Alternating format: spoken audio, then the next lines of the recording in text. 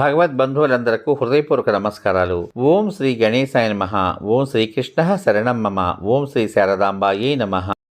శ్రీమద్భాగవతం శ్రీకృష్ణ లీలామృతం ఉత్తరార్థం దశమస్కంధం అధ్యాయం 35 నందు ముందు భాగంలో అనగా 1వ భాగంలో వసుదేవుని యాగోత్సవంలో కొంత భాగం విన్నారు.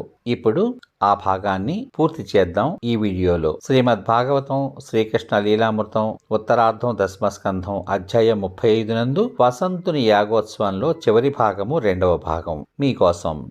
అధిక భక్తితో నువ్వు జగదీశ్వరుని ఆరాధించావు.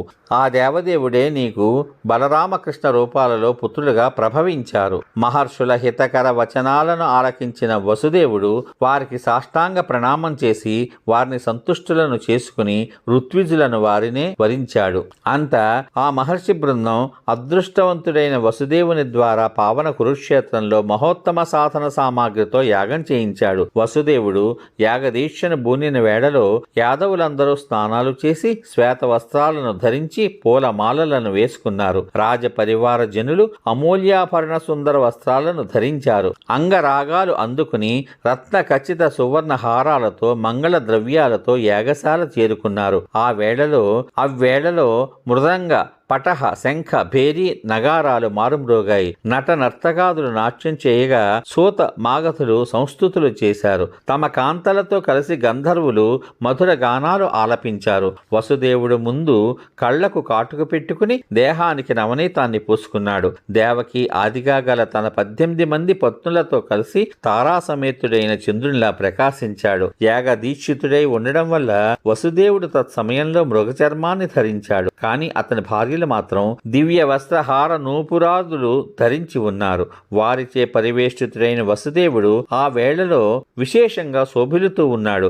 అతని సదస్యులు ఋత్విక్కులు కూడా రతనాలు పొదగబడిన ఆభరణాలను ధరించి మహేంద్రుని యాగ సమయంలో దివ్య శోభలతో రాజిల్లే సదస్యుల వలె ఋత్విక్కుల వలె వారు శోభించసాగారు. అంత బలరామకృష్ణులు నిజ సోదర మిత్ర పరివార సహితులై తేజరిల్లసాగారు. వసుదేవుడు యాగ సమయంలో జ్యోతిష్టోమ దర్శ పూర్ణమాస్యాది ప్రాకృత యాగాలను, సౌరసత్రాది వైకృత యాగాలను, అగ్నిహోత్రాది ఇతరేతర యాగాలలో ద్రవ్య క్రియ జ్ఞాన మంత్రాధిష్టాన దేవుడైన శ్రీహరిని ఆరాధిస్తూ ఉన్నాడు. సముచిత సమయంలో అతడు శాస్త్రానుకూలంగా ఋత్విజులను సమ్మానించి భూరి దక్షిణలు ఇచ్చి సాలంకృత గోపకన్యలను కూడా బహుమానంగా సమర్పించాడు. ఆ తరువాత ఋత్విజులు అతని పత్ని సంయాజ నామక యాగాన్ని ఆపై అవభృత స్నానాన్ని జరిపించి శ్రీకృష్ణ సమక్షంలో పరశురామ హ్రదంలో స్నానం చేశారు. దేవేరులతో కలిసి వసుదేవుడు సుస్నాతుడై తమర్ని స్తుతించే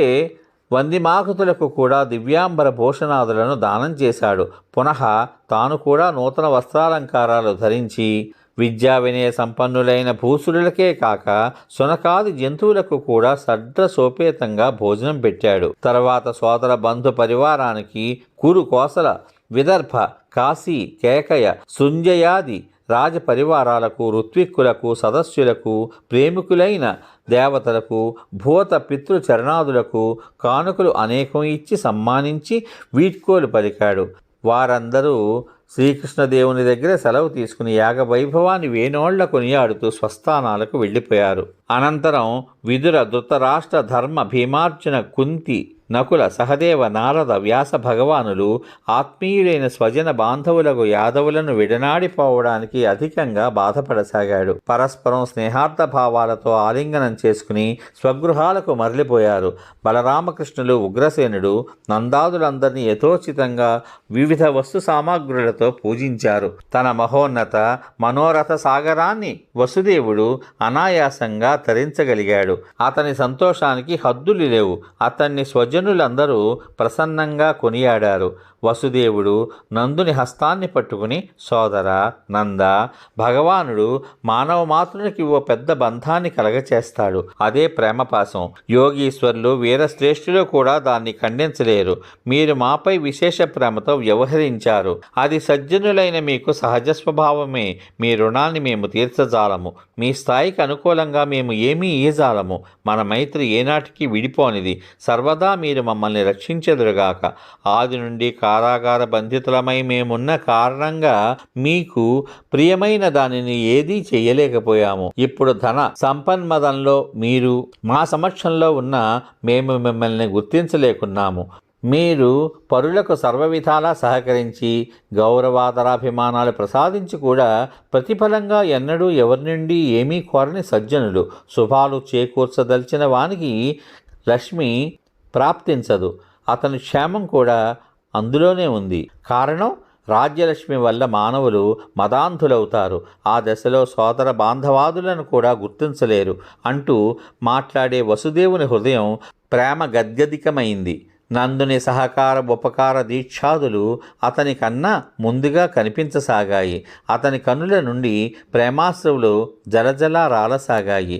అయ్యానంద పారవస్యంలో అతడు ఏడ్వసాగాడు. నందుడు తన మిత్రుడైన వసుదేవుని ఆనందింపచేయాలన్న భావంతో బలరామకృష్ణులపై ప్రేమ వాత్సల్యాల వల్ల అక్కడే 3 మాసాలు ఉండిపోయాడు. యాదవులందరూ పరివార సహితులైన యశోదానందులను ఘనంగా గౌరవించారు. వారందరికీ వసుదేవుడు తన పరివారంతో ఆనందంగా పీతాంబర అమూల్యాభరణాది ఉత్తమ వస్తువులతో నంద పరివారాన్ని సంతృప్తులను చేశాడు.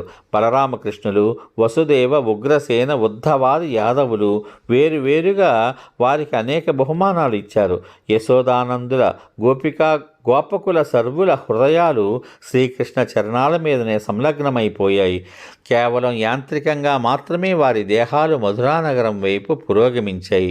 సర్వులు వెళ్ళిపోయిన తర్వాత శ్రీకృష్ణునే ఏకమాత్ర రక్షకునిగా భావించిన యాదవులు వర్ష ఋతువు సమీపించడం వల్ల ద్వారకా నగరం చేరి అక్కడి వారందరికీ వసుదేవుడు చేసిన యాగ మహోత్సవ యాత్రా విశేష బంధు బాంధవ సందర్శన సంభాషణాదులను గురించి అనేక విధాల కొనియాడి చెప్పారు. ఇంతవరకు మీరు శ్రీమద్భాగవతం శ్రీకృష్ణ లీలామృతం ఉత్తరార్థం దశమస్కంధం అధ్యాయం 35 నందు వసుదేవుని యాగోత్సవంలో 2వ భాగం విన్నారు. రేపటి భాగంలో శ్రీమద్భాగవతం శ్రీకృష్ణ లీలామృతం ఉత్తరార్థం దశమస్కంధం అధ్యాయం 36 నందు శ్రీకృష్ణ పరమాత్మ వసుదేవునకు బ్రహ్మజ్ఞానాన్ని ఉపదేశించుట, కంసుడు అంతం చేసిన దేవకి 6 పుత్రులను తెచ్చి ఆమెకు ఇచ్చుట మొదలైన కథలను విందాం. ఓం నమో భగవతే వాసుదేవాయ. సర్వే జనా సుఖినో భవంతు. ఓం శ్రీకృష్ణ పరబ్రహ్మణే నమః. శుభమస్తు. స్వస్తి.